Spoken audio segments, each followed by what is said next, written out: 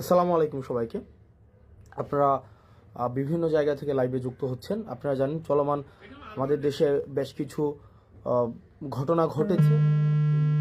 ঘটনার পরিপ্রেক্ষিতে সার্বিকভাবে আমরা বিষয়গুলো নিয়ে কথা বলবো।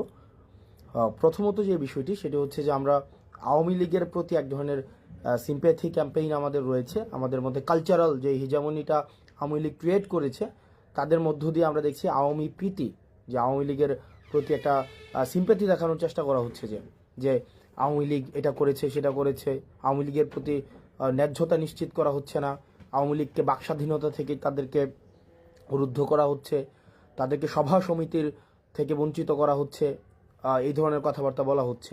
আপনারা যে যে জায়গা থেকে যুক্ত হচ্ছেন আপনাদের সবাইকে সালাম জানাচ্ছি, আসসালামু আলাইকুম। তো দেখেন, আপনাদের যেটা বলা হচ্ছে এটা হচ্ছে আওয়ামী লাস্ট যে কার্ড রয়েছে